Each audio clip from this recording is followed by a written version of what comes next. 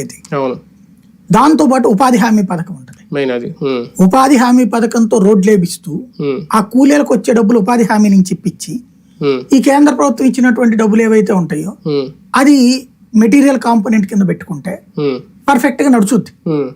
కాకపోతే సాధారణంగా నాకు తెలిసి 10-15 ఏళ్ల నుంచి జరుగుతున్నది ఏంటంటే కేంద్రం ఏదన్నా రోడ్లు వేస్తే వేయించడమే తప్పించి గ్రామీణ సడక్ యోజన లాంటి వాటితో వీలుగా చెయ్యట్లేదు. డబ్బులు తినేసుకుంటున్నారు. తినేయడం కాదు, లేవు చాలవయ్యి. 20 లక్షలతో వాళ్ళ రోడ్డు ఏమొస్తుంది?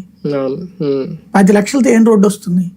అయితే గీతో చిన్న కాలం ఇక్కడి నుంచి అక్కడ దాకా కడితేనే వాడ 10 లక్షలు ఇస్తున్నారు. కాబట్టి దానికి ఇంకేమన్నా ఫండింగ్ వస్తుందా కేంద్రం నుంచి, తెప్పిస్తారా చూడాల్సి. వ్యవసాయ శాఖ కూడా ఈయన దగ్గరే ఉంది. ఒక రకంగా ఇంతకుముందు కౌలు రైతులకు సంబంధించి ఈయన ఇంటింటికి వెళ్ళి ఆత్మహత్యలు చేసుకుని ₹1,00,000 ఈయనే ఇచ్చారు. రైతుల కంటే ఈ ఉపాధి పనుల ద్వారా రైతు కూలీలకు న్యాయం జరగచ్చేమో కానీ, లేదంటే వాళ్ళు ఏమైనా వ్యతిరేకించచ్చో, రైతులు న్యాయం జరుగుద్ది అనేది ఒక కాన్సెప్ట్. కౌలు రైతులకు ఎంతవరకు న్యాయం చేయగలుగుతారు? అంటే ఈయనకి వ్యవసాయ శాఖ లేదు కదా, ఉద్యానవన శాఖ, ఉద్యానవన శాఖ కూడా ఈయనది కాదు, వ్యవసాయ శాఖ దగ్గరే ఉంది. కాకపోతే పనికి ఆహార పథకం ద్వారా ఉద్యానవన వాటికి లింకప్ చేద్దామని చెప్పారు.